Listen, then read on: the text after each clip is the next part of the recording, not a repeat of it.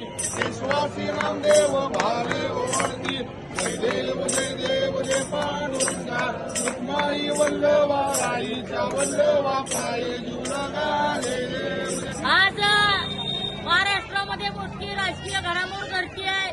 महाराष्ट्रातील जे राजकारणामध्ये दगाबाजी झाली होती त्याच्या संदर्भामध्ये निकाल विधानसभा अध्यक्षांकडून मिळणं अपेक्षित आहे।